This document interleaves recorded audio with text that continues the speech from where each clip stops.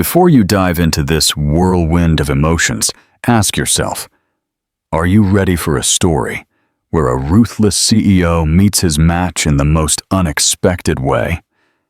If you're a fan of unexpected twists, heartfelt transformations, and a touch of corporate drama, then you're in the right place.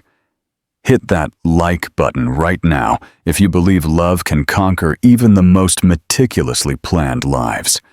And don't forget to subscribe to the channel and turn on notifications so you never miss a tale this captivating. Are you sipping a drink? You might want to hold on to it, because this story starts with a shock. Chapter 1. The Unexpected Arrival. The insistent knocking on the grand front door echoed throughout the mansion. Ethan Hayes looked up from the contracts he was reviewing, annoyed by the interruption. No one entered his sanctuary without an appointment. "Mr. Hayes," his housekeeper's trembling voice filtered through the intercom. "There's a young lady insisting on seeing you. She says it's urgent." "I don't see anyone without an appointment, Brenda. You know that." "Sir, she has a baby, and she says it's..." "What?" "Yours." The solid gold pen slipped from his fingers. Ethan sprang to his feet, his 6'1" frame imposing in the room decorated with the most expensive minimalism money could buy. "What is this nonsense?" he snapped, striding out of his study. He crossed the marble foyer with forceful steps. Frustration tightened his jaw. He had built his hotel empire from scratch, controlling every detail of his life. There was no room for surprises, much less scandals. As he flung open the door, he found her standing there. A young woman with wild, dark hair carelessly tied back, sun-kissed skin, and eyes that challenged him without blinking. In her arms, a bundle wrapped in a baby blue blanket. "Ethan Hayes?" she asked, though it was clear she knew perfectly well who he was. "The one and only," he replied coldly. "And you are?" "Maya Rodriguez," she said, lifting her chin slightly. "Anya's sister." The name hit him like a bucket of ice water. Anya. He hadn't thought about her in over a year, had stopped taking her calls, had cut all ties, when their relationship became too complicated. Anya, with her contagious laughter and impossible dreams that didn't fit into his plans. "Anya is dead," Maya stated without preamble. Ethan felt the ground shift beneath his feet. He tried to maintain composure, but the news struck him harder than he expected. "I'm sorry," he said mechanically, "but I don't understand what this has to do with..." "This is your son," she interrupted him, slightly unveiling the baby's face. "His mother, my sister, died in childbirth 3 weeks ago." Ethan recoiled, as if the words were a physical assault. "Impossible," he murmured. "Anya and I broke up over a year ago." "And you never wondered why she stopped looking for you?" Maya's tone was laced with bitterness. "She was 2 months pregnant when you threw her out of your life like trash." "I didn't. She never said. Did you give her the chance?" The silence that followed was answer enough. "Mr. Hayes, is there a problem?" The honeyed voice of Victoria Sterling, his current fiancée, floated down from the staircase. Perfectly dressed in a cream-colored designer suit, her blonde hair styled in artfully casual waves, her heels clacking on the marble as she descended with feline elegance. "Victoria, this isn't a good time," Ethan replied without taking his eyes off the baby. "Oh, but what a charming baby!" Victoria approached. Her smile didn't reach her eyes. "And who is our visitor?" "No one you need to care about," Maya snapped. Victoria's smile froze. She scanned Maya from head to toe, from her worn jeans to her simple t-shirt. "Ethan, darling, what's going on here?" Ethan ran a hand through his hair, a gesture he only allowed himself when he lost control of a situation. "I don't know," he admitted, and those 3 words cost him more than any $1,000,000 contract. "It's very simple," Maya interjected, gently swaying to calm the baby who was starting to stir. "This child is your son. His name is Leo. He's 3 weeks old. His mother, my sister, died giving birth to him. And now you, his father, are going to take responsibility. Victoria let out an incredulous laugh. Is that all? You just appear out of nowhere with a baby and expect Ethan to believe you? Please, how much do you want? Let's end this charade. Ethan raised a hand to silence her. Do you have any proof? Maya pulled a crumpled envelope from her back jeans pocket. The birth certificate, where Anya named you as the father. And this? She pulled out a small box. The watch you gave her for her birthday. She said you'd want your son to have it someday. Ethan took the watch with trembling fingers, the engraving on the back, to make every second count. This doesn't mean… DNA tests can be arranged tomorrow morning, Maya cut him off. I have no problem with it. The baby's cry broke the tension of the moment. Maya gently rocked him, whispering soothing words. Ethan watched, mesmerized, the small, wrinkled face peeking out from the blankets. I need time to process this, he finally said. There's no time, Maya replied. I have to go back to work in 3 days. I can't take care of him alone, and I'm not going to hand him over to strangers when he has a perfectly capable father to support him. This is ridiculous, Victoria interjected. Ethan, you can't be considering. And what exactly do you propose? He asked, ignoring his fiancée. Maya looked him directly in the eyes, unblinking. Take responsibility, or I'll make it public. Imagine the headlines. Hotel mogul abandons newborn son. How will that affect your precious stocks? Ethan narrowed his eyes. If there was anything he hated more than losing control, it was being threatened. But as he looked at the baby, a strange feeling settled in his chest. What if he really was his? Brenda, Ethan called, not taking his eyes off Maya. Prepare the guest room in the East Wing. Ms. Rodriguez and… The baby will stay until we resolve this. Ethan, Victoria exclaimed. First thing tomorrow, we'll arrange the DNA tests, he declared. Maya nodded, allowing herself a small, victorious smile for the first time. I knew deep down, you wouldn't be able to turn your back on your own blood. Don't confuse prudence with acceptance, he replied coldly. I still haven't decided anything. As Brenda guided Maya further into the mansion, Ethan stood motionless, watching his perfectly planned life begin to crumble with every step they took. The white envelope lay on the mahogany table like a bomb about to explode. Ethan stared at it, swirling his glass of whiskey between his fingers. Positive, he murmured, finally opening the results. 99.9% compatibility. His world, built with the precision of a Swiss watchmaker, had just shifted on its axis. He was a father. The word resonated strangely in his mind, like a language he had never studied. Leo's crying pierced the mansion's hallways. 3 days, and he already recognized that sound among 1,000. He rose automatically before stopping halfway. What on earth was he doing?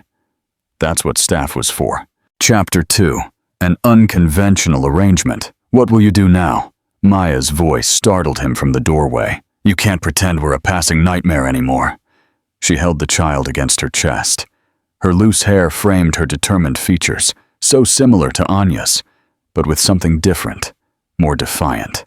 We'll hire a nanny, he replied dryly, and find a suitable apartment for both of you. Excuse me?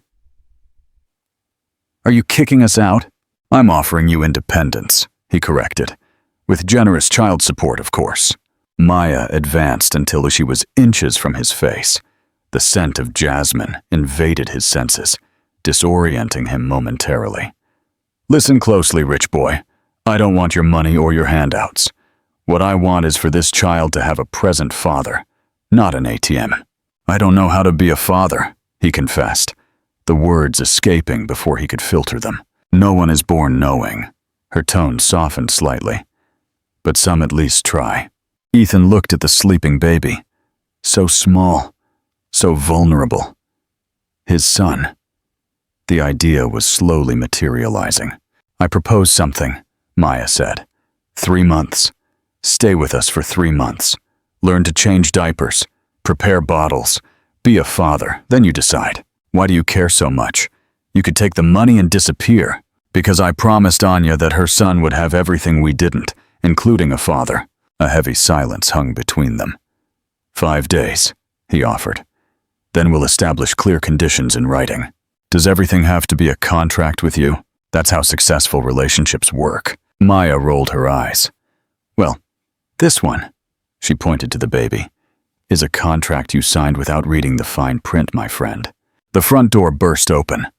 Victoria entered like a hurricane of expensive perfume and glittering jewelry. Darling, the wedding decorator is here. He needs us to review everything. She paused, seeing Maya. Oh, you're still here, and here I'll stay, Maya replied with a defiant smile. Victoria approached Ethan, intertwining her arm with his in a possessive gesture. The results? Ethan nodded slightly. He's mom. Well, these setbacks happen. Victoria spoke as if discussing a minor inconvenience. We can find a discreet arrangement. I know excellent boarding schools in Switzerland. Boarding schools? Maya interrupted. For a newborn? What planet do you live on? One where appearances matter, dear, Victoria retorted. Ethan is about to finalize the merger with Monterey Hotels. A family scandal isn't convenient. Ethan looked at the two women, polar opposites in every imaginable sense. His perfectly planned life, colliding with this new, messy reality. Maya will stay temporarily, he declared. We need to establish a proper transition for the child. The look Victoria shot him would have frozen hell. Perfect, she said with venomous sweetness. I'll make sure Brenda assigns them separate rooms. After Victoria's dramatic exit, Maya chuckled. Your fiancée is a gem. Does she come with an instruction manual or just a price tag? Not all of us were born in neighborhoods where screaming to resolve differences is considered an art, he retorted dryly. At least there, we know exactly who wants to stab us. Here, they do it with a smile. The following days unfolded in controlled chaos. Ethan discovered to his horror that his meticulously planned schedule couldn't withstand the unpredictable rhythm of a newborn. Hold him like this, Maya instructed, placing Leo in his stiff arms. He's not a porcelain vase you're going to break. I have a video conference in 10 minutes, he protested, though his eyes never left the baby's face. And he's hungry now. Who do you think win? By the 4th day, Ethan had canceled 3 meetings, appeared with milk stains on an international video conference, and slept less than during any hostile negotiation. This is unsustainable, he grumbled, while preparing a bottle at 3 in the morning. Maya watched him from the doorway, a smile playing on her lips. You're almost a pro. You just need to do it without looking like you're defusing a bomb. Something in his chest loosened when he managed to get Leo to take the bottle without crying. We need clear rules, he said without looking up. An agreement that benefits everyone. Maya approached, accidentally brushing his arm as she leaned towards the baby. Do you always reduce everything to numbers and clauses? It's what I know how to do. Well, you're going to have to learn new tricks, she whispered. Hearts don't work with contracts. Chapter 3. Hidden Agendas. On the 5th day, the document was ready. Ethan spread it on his desk, while Maya read each line carefully. Shared custody? She asked, surprised. I thought you'd want to keep your distance. He's my son. He simply replied. Maya continued reading until her expression changed drastically. What is this? She pointed to the last page. Why is Victoria listed as an alternate legal guardian? Ethan frowned. I didn't put that there. He took the document, examining it closely. This wasn't in my draft. A chill ran down his spine. Someone had modified the contract without his knowledge. His eyes met Maya's, sharing a common concern for the first time. Looks like your fiancée has her own plans for our son, she said, the threat implicit in her words. 2 weeks later, the Hayes mansion was unrecognizable. Multicolored toys dotted the immaculate minimalism. Sterilized baby bottles occupied the designer kitchen. And Ethan, the feared hotel mogul, wandered the halls with dark circles under his eyes and an involuntary smile every time Leo gripped his finger. "You're telling me you canceled the meeting with Japanese investors to attend the baby's medical checkup?" Marcus's, his partner and best friend, face was a picture. "Who are you, and what did you do with Ethan Hayes?" Ethan adjusted his tie, trying to regain some of his professional dignity. "It's an important checkup. The pediatrician needs to verify his development. And that's why people hire people who hire nannies," Marcus replied, observing him curiously. "Not moguls who sacrifice millions to change diapers." "No one's changing anything," Ethan lied. "Just supervising." A feminine chuckle interrupted his fake composure. Maya appeared in the doorway, radiant in a simple dress that highlighted curves Ethan had started to notice more than was acceptable. "Supervising?" she repeated, amused. "Is that what you call following me around with wet wipes, screaming, 'Don't clean him like that,' as if the world were about to end?" Marcus nearly spat out his coffee. "I have to meet this woman." He extended his hand. "Marcus Miller, partner of the control freak standing in front of you." "Maya Rodriguez, official nightmare of the control freak," she replied, shaking his hand. "Shouldn't you be preparing Leo's bath?" Ethan interrupted, suddenly uncomfortable with the instant camaraderie. "It's ready, boss," she winked. "But I thought you'd want to do it yourself, since you're such a supervisor." The challenging sparkle in her eyes triggered something primal within him. "Actually, yes," he said, taking the baby from her arms in a fluid motion, surprising her. "Marcus, we'll reschedule for tomorrow." His partner watched the exchange with a fascinated expression.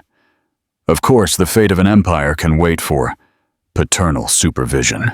When they were alone, Maya crossed her arms. "What's bugging you? Marcus seemed nice." "Too nice," Ethan muttered, instantly regretting it. "Wait, are you jealous?" Her face lit up with glee. "Holy cow, the great Ethan Hayes, jealous of a conversation." "Don't be silly," he replied, concentrating exaggeratedly on measuring the water temperature. "I'm just looking out for Leo's interests. How does Leo benefit from you being a grouch with my first human contact in weeks?" Ethan met her gaze. "You don't need human contact. You have Brenda and John and me. You have me." He moved dangerously close. "You're my human contact now, because as far as I recall, you spend all day avoiding me except when it comes to the baby." He was lying. He had been looking for excuses to coincide with her for days.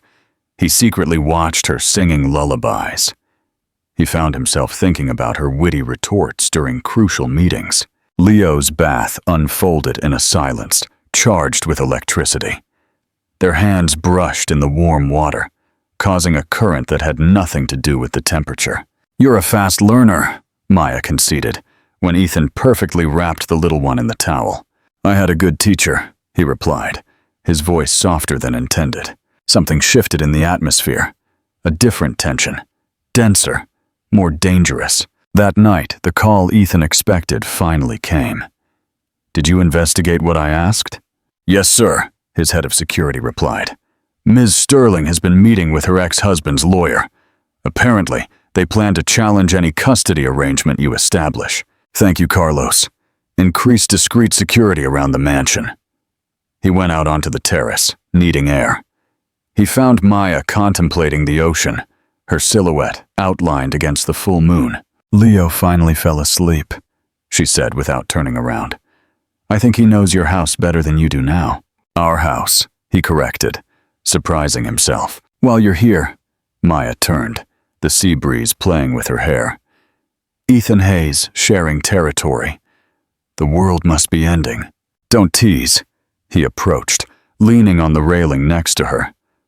"I'm trying." "I know," her voice lost its joking tone. "And you're doing better than I expected." Their gazes met, sincere for the first time. "Victoria is conspiring," he confessed abruptly. "She wants custody of Leo." "Why?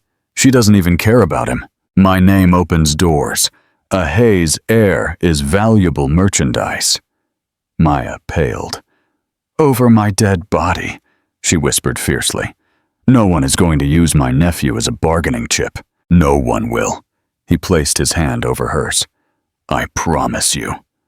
The contact sent waves of warmth up her arm. He should pull it away, maintain distance.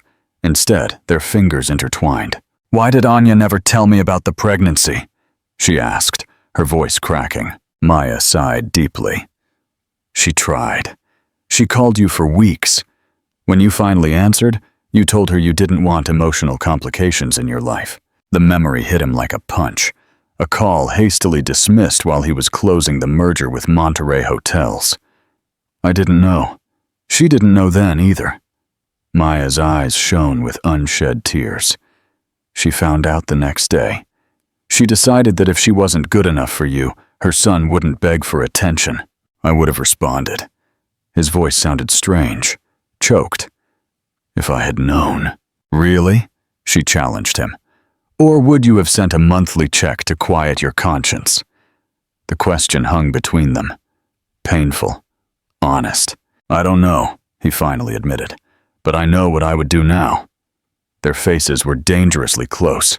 He could count the freckles on the bridge of her nose, feel her ragged breath. And what would you do now? She whispered. It was impossible to determine who moved first. Their lips met with the force of two planets colliding.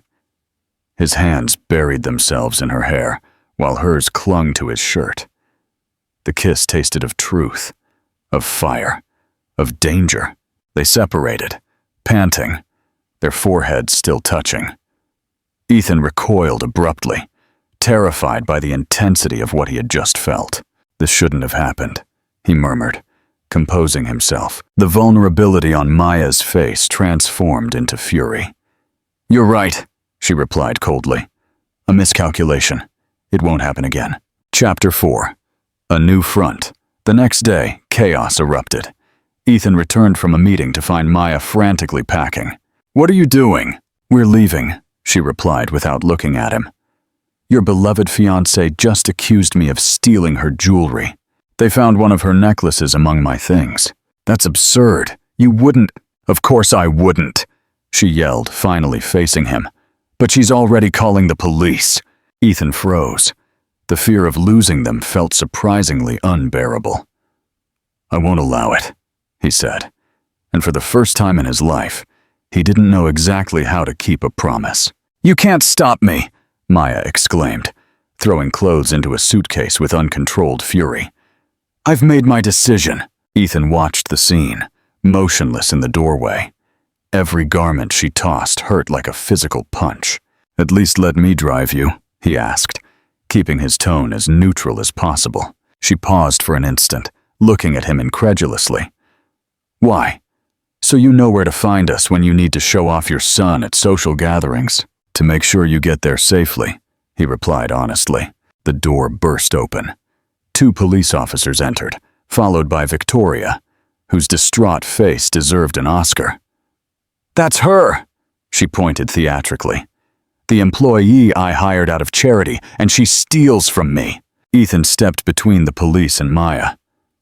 There's been a misunderstanding, he declared with his business voice, the one that made boardrooms tremble. Ms. Rodriguez is my guest, not an employee, and the necklace in question was a gift from me. The lie flowed with surprising ease. Victoria paled. Ethan, darling, what are you talking about? That necklace belonged to my grandmother. I have the receipt in my office, he continued impassively. Officers, I apologize for the inconvenience. After awkward apologies and confused glances, the police left. Victoria remained, trembling with contained rage. You've crossed a line, she hissed. No, you crossed it, he replied coldly. Gather your things. This conversation is over. When the door closed behind Victoria, Maya dropped the garment she was holding. Why did you do that? Because it's the right thing to do, he replied, approaching cautiously like someone approaching a wounded animal. And because I believe you. The silence between them vibrated with unspoken words. I still have to go, she whispered finally. This, she gestured, encompassing the room, is too complicated. I'll follow you, he stated with chilling calm. Wherever you go, I'll go. The determination in his gaze disarmed her completely. Hours later, Ethan's luxurious Bentley stopped in front of a modest building in a working-class neighborhood of the city. Maya watched from the window, evidently uncomfortable. "You don't have to come with me. I want to know where you come from," he simply replied. The apartment was small, but bright. Abundant plants in every corner, walls painted with vibrant colors, and framed photographs. A real home, not a magazine residence. Anya adored this place, Maya commented as she prepared coffee in a tiny kitchen. She said it had personality, not like those aseptic hotels where she worked. Ethan walked through the space slowly, absorbing every detail. He stopped in front of a photo where Anya smiled broadly, holding a diploma. "I never knew she studied design," he murmured. "There was a lot you didn't know about her," she replied, without hostility. Just sadness. She worked double shifts to pay for college. She dreamed of designing spaces that told stories, not just impressed. Something broke inside Ethan. How much more had he ignored by being focused on expanding his empire? "Where are her things?" he asked suddenly. "I'd like to, I don't know, have something for Leo, something of hers." Maya's gaze softened. "In that box," she pointed to a corner. "I haven't had the strength to go through it." Together, they sat on the floor and opened the box. Every object told a story Ethan had never heard. A sketchbook, photographs from trips Anya had taken alone, a worn copy of 100 Years of Solitude with notes in the margins, and a letter, with his name written on the envelope. She never sent it, Maya explained.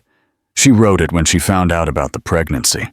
Every week she said she'd finally send it, Ethan completed, taking the envelope with trembling hands. But I didn't deserve to know. The letter was brief, painfully honest. It asked for nothing. It simply explained that she would bring his child into the world, that she didn't expect recognition or support, but that she wished he could know him someday. One line resonated powerfully. "I'm not asking you to love us, only that you don't forget us." When he looked up, tears streamed freely down his face. It was the first time he had cried since his mother's death 20 years ago. Maya, surprised by this unexpected vulnerability, instinctively approached. Her fingers brushed his cheek, wiping away a tear. "She never hated you," she whispered. "She just wanted you to be happy, even if it wasn't with her." Ethan trapped her hand against his face. "I've built my entire life believing that success justified everything," he confessed hoarsely. "And in 3 weeks, a baby and you have questioned everything." Their gazes met, stripped of pretense. There was no kiss this time, only a deeper connection, more terrifying than any physical contact. Leo began to cry, breaking the moment. Both moved simultaneously to attend to him, clumsily bumping into each other. "I think he's hungry," Ethan said, expertly preparing a bottle. Maya watched him, genuinely impressed. Who would have thought the fearsome mogul would become such a dedicated father? "Who would have thought the rebellious sister would be the one to teach me?" he retorted with a shy smile. While feeding Leo, Ethan made a decision. "Come back with me," he asked bluntly. "The mansion is big. You can have your own space, without Victoria, without pressure, just until we find the best arrangement for everyone." Maya hesitated. "I don't belong in your world, Ethan, and I fear Leo doesn't either." "Then teach me yours," he replied simply. "Show me what I've missed." Chapter 5. The web of deception. Back at the mansion, as Maya put Leo to bed, Ethan's phone vibrated with an urgent notification. The private investigator he had hired had found something disturbing. A modified will, an altered custody clause. Ms. Sterling had hired a fraudulent notary, original documents attached. Ethan reviewed the files, feeling the ground vanish beneath his feet. Anya's original will made it absolutely clear that she wanted Maya to have custody of Leo if anything happened to her. Ethan could only intervene in the child's upbringing if he married someone who demonstrated genuine love for the child. Victoria had manipulated the documents to make herself the legal guardian, completely removing Maya from the picture. His phone rang again. A text message from Victoria. "Darling, shares are up 15% with the announcement of our marriage. The lawyer has everything ready for sole custody. I hope that woman and her drama are out of our lives soon. Kisses." Ethan stood motionless, blood boiling in his veins. When Maya returned to the living room, his expression must have alerted her. "What's wrong?" she asked. Approaching worriedly, Ethan showed her the documents, unable to speak. "According to this," she murmured, confused, "you and I should marry? It's the only way to respect Anya's wishes," he replied gravely, "and the only way to protect Leo from Victoria." Their gazes met, the weight of the proposition hanging between them like a storm cloud. "Are you asking me to marry you, Ethan Hayes?" she finally asked, a mix of sarcasm and shock in her voice. "I'm proposing a temporary agreement," he clarified, trying to sound practical, despite the inexplicably accelerated beating of his heart. "For Leo's sake." Maya studied him carefully, as if evaluating whether it was another manipulation. "A marriage of convenience," she concluded, "so everyone gets what they want." "Exactly," Ethan nodded, ignoring the strange disappointment that washed over him. The municipal courthouse looked strangely small for an event that changed absolutely everything. Maya nervously adjusted the simple white dress she had bought that morning at a department store. Beside her, Ethan signed documents with the same concentrated expression he used to close multi-million-dollar mergers. "The rings?" the judge, a middle-aged woman with a skeptical gaze, asked. Ethan pulled out a small blue velvet box. Maya held her breath. They hadn't talked about rings. "I hope it's to your liking," he murmured, as he slid a simple silver band with a single small diamond onto her finger.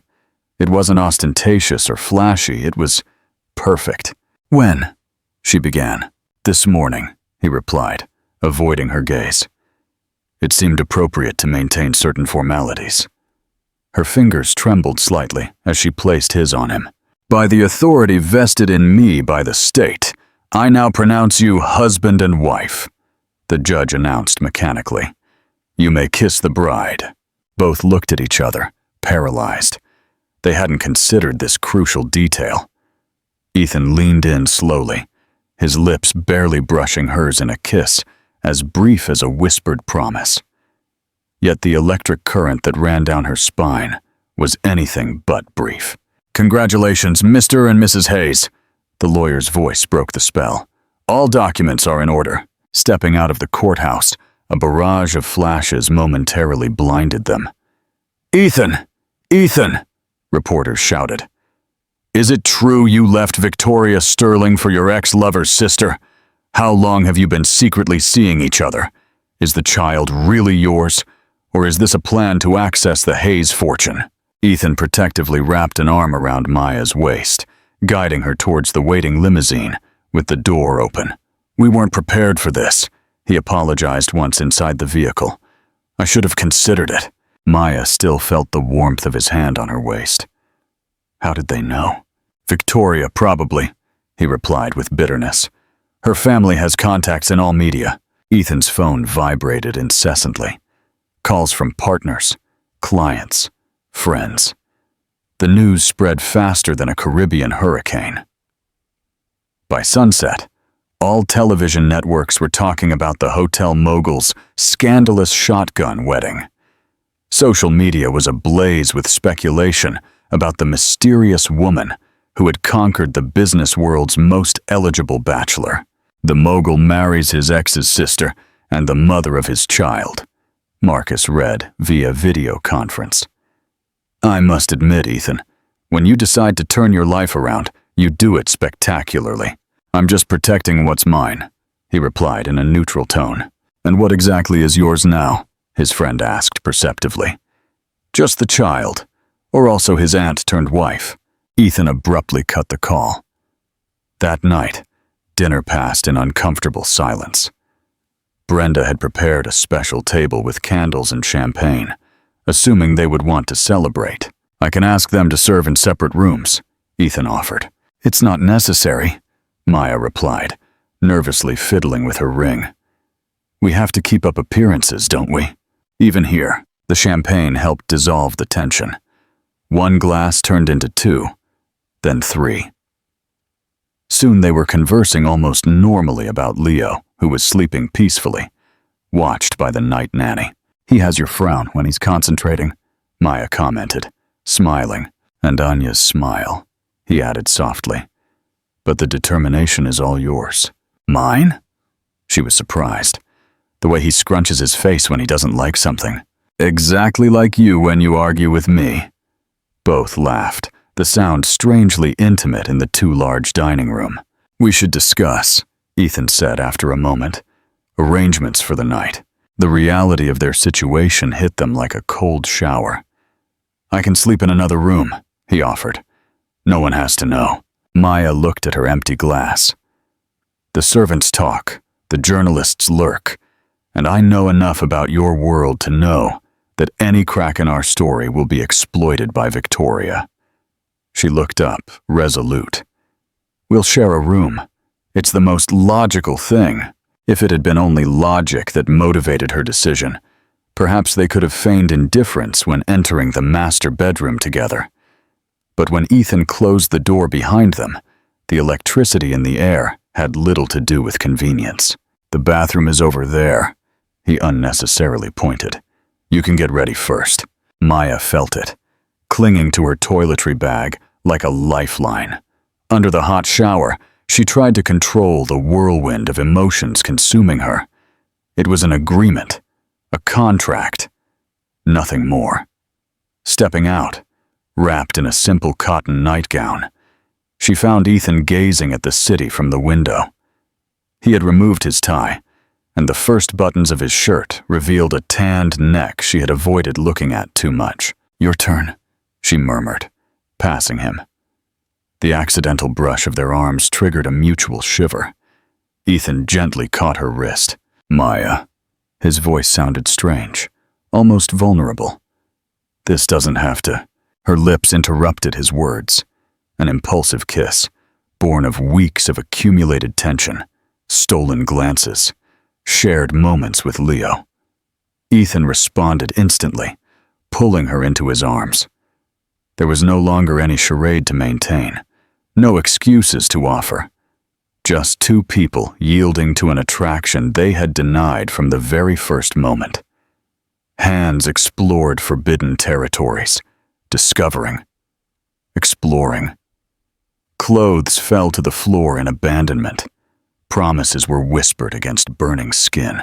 "This complicates things," Maya gasped as he traced constellations on her neck. "Everything's been complicated since you showed up at my door," he replied, lifting her into his arms towards the bed. What followed was a different pact than the one signed hours earlier. A contract sealed with sighs and whispered names in the dark. The perfect fusion of two seemingly incompatible worlds.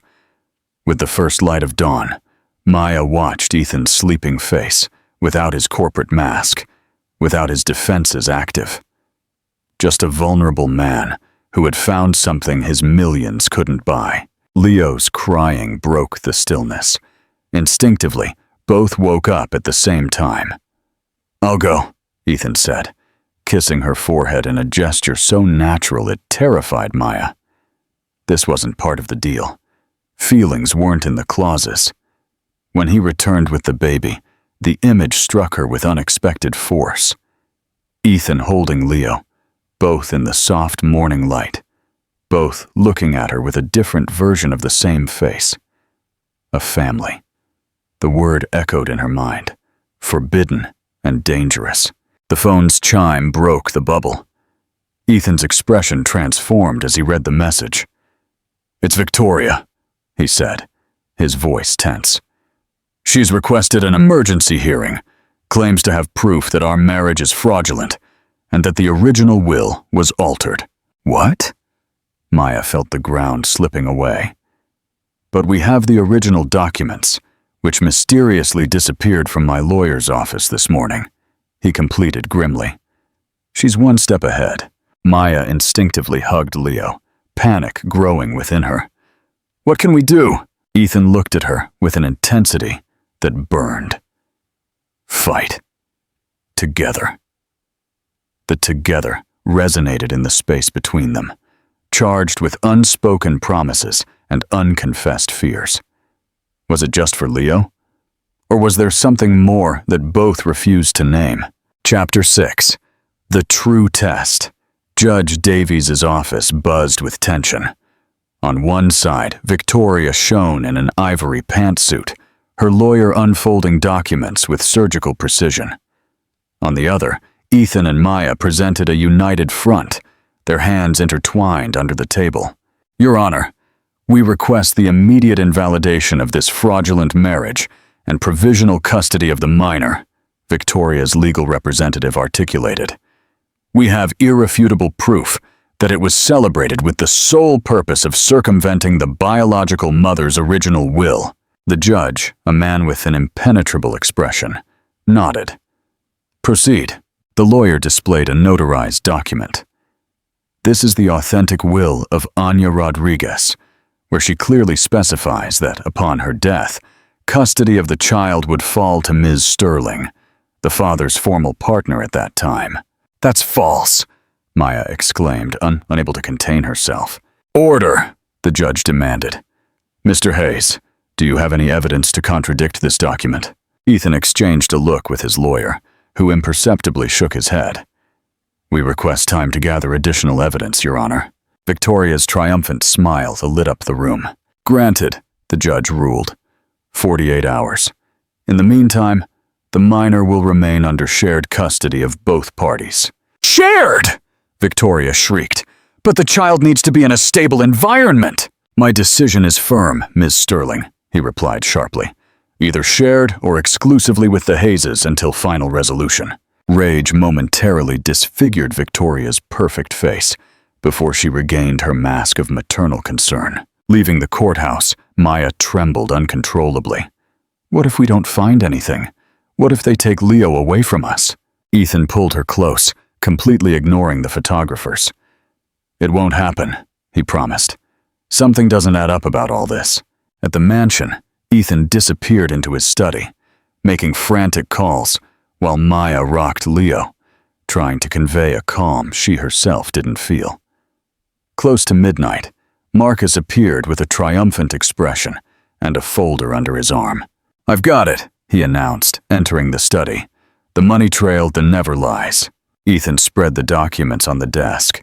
Bank transfers, phone records, recovered messages. "Victoria has been in contact with that notary since before Anya passed away," Marcus pointed out. "And she paid a considerable sum to someone inside the hospital where she gave birth." "The hospital?" Maya interjected, who had entered silently. "Why?" "To access your sister's medical records," Ethan replied, the pieces finally fitting. "She needed to know who the father was before formulating her plan." "There's more," Marcus added. "The original will indeed disappeared, but the digital copies didn't. Here's everything."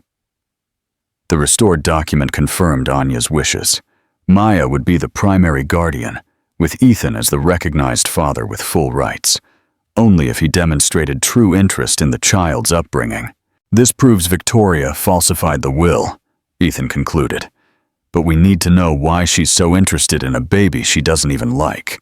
Maya, who was carefully reading the final pages, suddenly paled. "Because of this," she pointed to a clause. Anya was a beneficiary of a family trust. Upon her death, all funds passed directly to Leo, administered by his legal guardian until he reaches adulthood. Ethan froze. "How much are we talking about?" $12 million, Maya replied in a whisper. She never mentioned it. Typical of Anya, keeping the important stuff to herself. With new determination, they prepared their strategy for the next day. Marcus took charge of coordinating with the prosecutor, while Ethan and Maya took turns resting, constantly watching over Leo. At dawn, Ethan found Maya asleep in the armchair next to the crib, her hand still resting protectively on the little one. For an instant, he contemplated the scene with an emotion he had never experienced. It wasn't simple affection, not even desire. It was belonging. He gently touched Maya's shoulder to wake her. "Time to get ready," he whispered. "Today, we end this." She nodded, still drowsy, and Ethan couldn't resist the temptation to kiss her. A kiss different from the physical passion of previous nights. One laden with promise. The second hearing was brief and devastating for Victoria. The judge heard the evidence presented by the prosecutor, reviewed the documents, and ruled without hesitation. This court grants full custody of Leo Hayes Rodriguez to his legal guardians, Ethan Hayes and Maya Rodriguez Hayes. All claims by Ms. Sterling are dismissed, and an investigation for document forgery and procedural fraud is ordered. Victoria's face went from disbelief to visceral hatred in seconds. "This isn't over," she screamed as guards escorted her out. "You'll never be a real family. It's all a charade, and you both know it." Her words, though born of resentment, struck a truth that both had avoided confronting. Chapter 7. Real versus Convenient. Back home, the victory felt bittersweet. Leo slept peacefully, oblivious to the drama he had involuntarily starred in, while they remained in uncomfortable silence. "We should celebrate," Ethan finally proposed, pouring 2 glasses of wine. "We won." "Yes," Maya replied distractedly. "Leo is safe." "But?" he inquired, sensing the doubt in her voice. She sighed deeply. Victoria was right about something. This started as a charade, a convenient arrangement. Ethan left his glass untouched. "It started? I no longer know what's real and what's part of the agreement," she confessed, avoiding his gaze. "The kisses, the nights together, are they genuine or just performances to strengthen our alibi?" The question hung between them, heavy and urgent. Ethan tried to answer, but the words refused to come out. His entire life had been about negotiating, calculating risks, evaluating benefits. He had never had to translate feelings into concrete terms. "I need to know," Maya insisted. "What am I to you? His son's aunt? A wife of convenience? A temporary fling? Are you—" she began. But the phone abruptly interrupted them. The call lasted only seconds, but Ethan's expression transformed into pure panic. "It's Leo," he stammered. "He has a very high fever. The nanny is taking him to the emergency room." The world stopped. All pending questions, doubts, and confessions evaporated before the one undeniable truth. They both desperately loved that tiny being. They rushed to the hospital as if their own lives depended on it. In the pediatric emergency room, the sight of Leo connected to monitors, his little face flushed with fever, shattered them. "Acute respiratory infection," the doctor explained. "We need to act quickly." The longest hours of their lives passed in that aseptic waiting room, and it was there, under the fluorescent lights, that all pretenses fell. "What if something happens to him?" Maya whispered, tears streaming freely. Ethan wrapped her in his arms, his own face wet. "Nothing is going to happen to him," he promised. "He's strong, like his mother, like his aunt." Their foreheads together, sharing the most primitive fear of parents. Ethan understood the answer he hadn't been able to articulate before. "I chose you," he murmured against her hair, without planning it, without initially wanting it. "But I chose you, Maya. Not the agreement, not the convenience. You." She looked at him, vulnerable and hopeful. "What if it doesn't work? We're so different." "It will work," he replied with conviction. "Because we have something I never had in all their years of successful business." "What?" "Something worth losing everything to protect." Chapter 8. Our Forever Story. Dawn found Maya with Leo asleep in her arms. The fever had broken around 4 in the morning after an endless night of worry. Ethan dozed uncomfortably in the armchair next to the hospital bed, his hand still intertwined with hers. "The crisis has passed," the pediatrician announced during his morning rounds. "You can take him home this afternoon." Relief floated in the air like a physical presence. "We need to talk," Maya murmured when they were alone again. "About what you said last night." Ethan sat up, suddenly alert. Every word was true. "It was a moment of vulnerability," she replied, cradling the little one. "Fear can confuse us, or clarify everything," he countered, approaching to sit on the edge of the bed. "Victoria, the will, the fights, all that was noise. Last night, watching Leo struggle, I understood what truly matters." His fingers delicately traced the cheek of the sleeping baby. "I always believed success was measured in acquisitions and mergers," he confessed. "I never understood why Anya valued simple things so much. A home-cooked meal, a sunset. It seemed insufficient to me." A sad smile curved his lips. "Now I understand that it was I who failed to see the fundamental."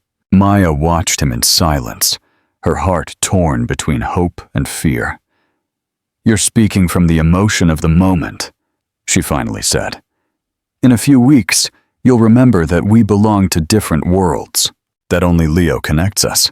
"I propose something," Ethan replied, gently cupping her chin. "Let time decide who's right. No pressure, no 5-year plans, just the three of us, discovering what we are together." Maya's eyes shone with unshed tears. "What if we decide it doesn't work?" "Then we'll separate knowing we genuinely tried," he replied with honesty. "But at least we'll have lived something real, not a convenient charade." The proposal floated between them, so different from the contracts and agreements that had defined their relationship until then. "Okay," she finally accepted. "But I need space to think. To be sure this isn't just gratitude or temporary relief." Ethan nodded, respecting her request. 3 days later, Maya packed a small suitcase while Ethan watched her from the doorway, visibly containing his objections. "It's just for a few days," she explained. "I need to put my thoughts in order. Away from your world's mansion." "Our world," he gently corrected. "That's precisely the point," she replied. "Is it really ours? Or am I just on a prolonged visit?" When the taxi arrived, Ethan was holding Leo, showing him how to wave goodbye. "We'll be waiting for you," he simply said. The journey to her childhood home in Brighton unfolded in a whirlwind of memories and questions. The small house facing the sea that her parents had built with so much effort now seemed shrunken, but it still represented authenticity. Mrs. Gable, her lifelong neighbor, greeted her with her characteristic effusiveness. "But girl, you were in all the magazines," she exclaimed, showing her several celebrity publications. The modern Cinderella who conquered the hotel mogul. Maya flipped through the magazines incredulously. Her life turned into a romantic tale for public consumption. "It's not how they paint it, Mrs. Gable. It never is, my dear," the old woman replied wisely. "But tell me something. Do you smile when you think of him?" The simple question disarmed all her complex reflections. Because yes, she involuntarily smiled. Every time she remembered Ethan clumsily preparing a bottle at midnight, or his proud expression when Leo first gripped his finger. Days passed slowly. She walked along the beach, visited her parents' graves, and every night she video-called Ethan. To see Leo. Every conversation ended with an "we miss you" that echoed in her thoughts until dawn. On the 6th day, as she watched the sunset from the beach, her phone vibrated with a message from Elena, her old colleague from the beauty salon. "Did you see who's causing a scene at the bus station?" Attached was a blurry photo of Ethan, holding Leo in his arms, surrounded by curious onlookers, who clearly recognized the famous businessman. Maya arrived running at the station. The scene was surreal.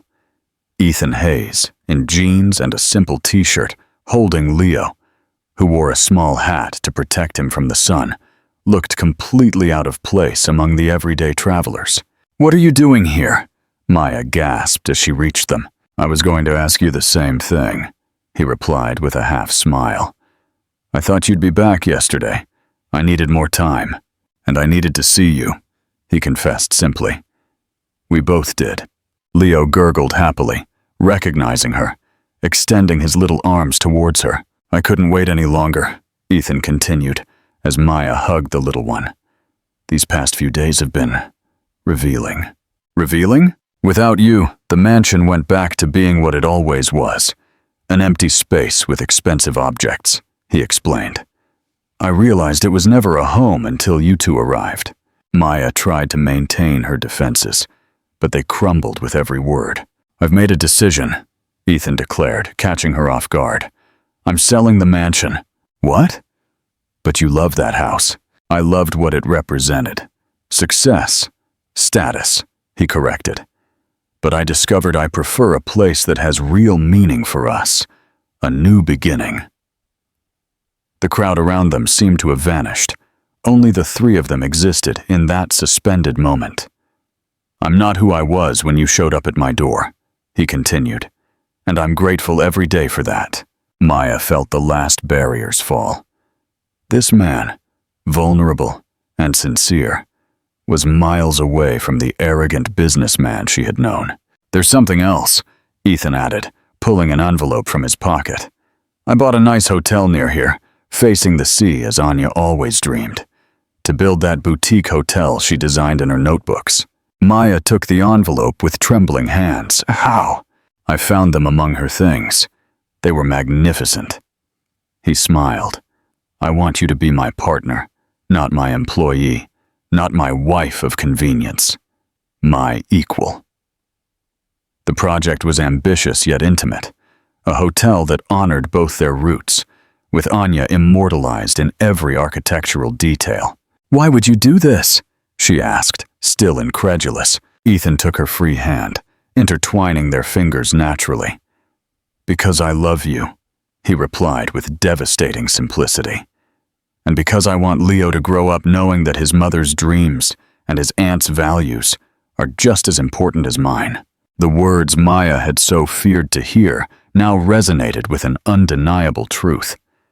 "We still have a lot to discover about each other," she warned. "A lifetime," he confirmed. That afternoon, the three walked along the beach as the sun dipped below the horizon. Leo babbled happily, secure in the arms of those who were now unequivocally his parents. "I never wanted this life," Maya reflected, as they watched the sunset together.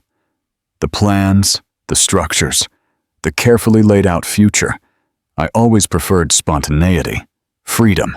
Ethan gently kissed her temple. "And now?" Maya looked at Leo, who was fascinated by the colors of the sky, and then at Ethan, whose eyes reflected a devotion no contract could capture. "Now I know that some things aren't consciously chosen," she replied with a smile. "Sometimes life just knows better than us. I chose you without meaning to. Both of you." The sun finally disappeared below the horizon, closing one chapter and illuminating the beginning of another, completely unexpected. One written not with legal ink on letterhead, but with childish laughter, honest disagreements, and kisses that sealed real promises every day. Because in the end, true love isn't a signed contract, but a choice renewed every morning. One that Ethan and Maya were willing to make, without escape clauses, for the rest of their lives. And so we come to the end of our story. Now it's your turn. From what corner of the world are you reading us? Were you so hooked that you even forgot your coffee got cold? Or perhaps you sighed so much with Ethan that your partner is now looking at you suspiciously. If this whirlwind of emotions between a millionaire afraid of diapers and a strong-willed hairstylist captivated you, share it with us. Because as Maya well knows, sometimes the best stories arrive when we least expect them. Just like a baby on a hotel mogul's doorstep.